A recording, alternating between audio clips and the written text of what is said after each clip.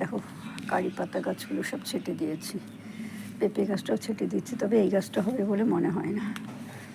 আর এইখানেরও মাথাগুলো সব পাতাগুলো কুকড়ে কুকড়ে যাচ্ছিলো, সেই জন্য পাতাগুলো, বাবা কি মশা, পাতাগুলো সমস্ত মাথা ছেটে দিয়েছি।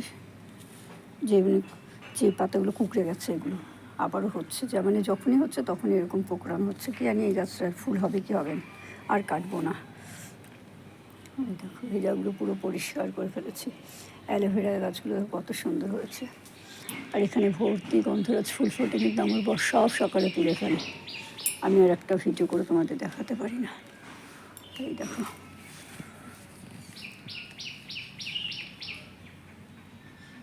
দেখতে পাচ্ছ কি,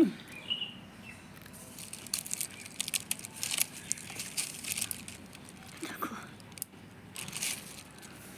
এই দুটো রয়েছে, 24টা ছিল, তার মধ্যে এই দুখানা রয়েছে। আর এখানে যে বড় বেগুন গাছটা ছিল, যে গাছটা খুব বেগুন দিত, সেই গাছটা দেখলাম শুকিয়ে গেছে। তখন কী করছে, বেগুন গাছটাকে তুলে ফেললাম। আর দেখো এখানে গাছের পাতাগুলো কত সুন্দর হয়েছে, বেগুন গাছের পাতাগুলো। আর আমার লঙ্কা গাছে আবার নতুন করে ফুল ফোটা সব শুরু হয়েছে। এই দেখো নিচে দুখানা লঙ্কা, 3টে লঙ্কা রয়েছে লাল লাল, এখানে একটা আর এখানে দুটো। সমস্ত লঙ্কাগুলো শুকিয়ে গেছে, এইগুলো থেকে আবার বীজ করব। আর এই দেখো আমি যে সেদিনকে কাটলাম না, এই যে এই তুলসী গাছটা, এটাকে বনসাই করব। আর এখানে সমস্ত বেল গাছের ডালগুলো কেটেছি, কেটে এখানে লাগিয়ে দিয়েছি। মোটামুটি সব গাছ লেগে গেছে।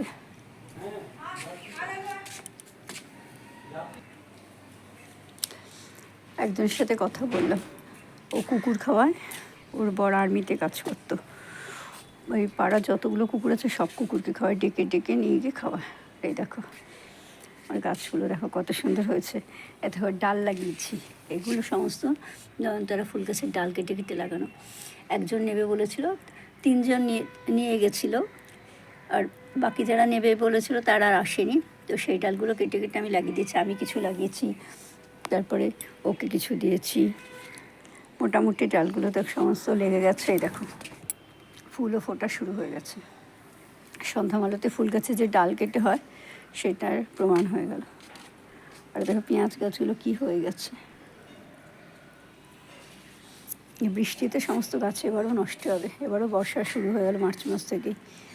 2 দিনের বৃষ্টিতে পুরো ঠান্ডা হয়ে গেছে, ফ্যান চালাতে হয় না। আর এই দেখো কুমড়ো গাছটা এখানে লাগিয়ে দিয়েছিলাম, তুলসী গাছের ডালগুলো মোটামুটি বেয়ে বেয়ে ওঠা শুরু হয়ে গেছে। আর এই দেখো একই ফুল, কিন্তু দুটো ফুলের 2 রকম কালার, একই গাছের ডাল কেটে লাগানো।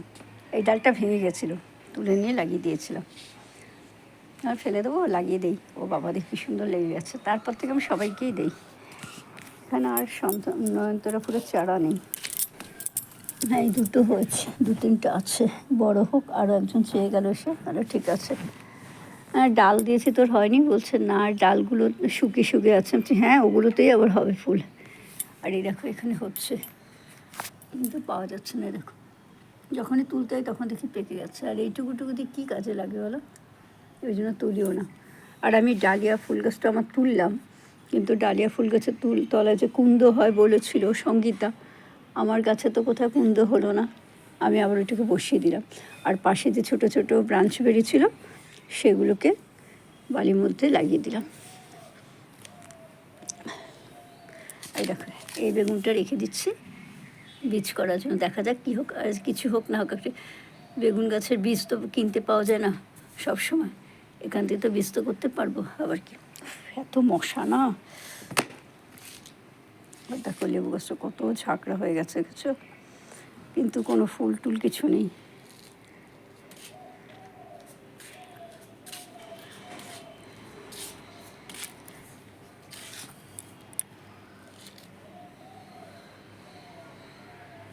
আর এই দেখো পালং শাক গাছ থেকে সব বীজ হওয়া শুরু হয়ে গেছে। এখানেই ফেলে দেবো, আবার ঠিক সময় মতো আপনা আপনি হয়ে যাবে। ঠিক আছে ফ্রেন্ডস, আমার এই ভিডিওটা তোমাদের কেমন লাগলো অবশ্যই কমেন্ট করে জানিও। যদি ভালো লাগে তাহলে অবশ্যই লাইক করো, শেয়ার করো, সাবস্ক্রাইব করো, আর পাশে থাকা আইকন বেলটা বাজিয়ে দিও। দেখা হবে আগামী একটা ভিডিওর সাথে। Bye, tata. ততক্ষণের মতন তোমরা সবাই খুব ভালো থেকো, সুস্থ থেকো আর আনন্দে থেকো।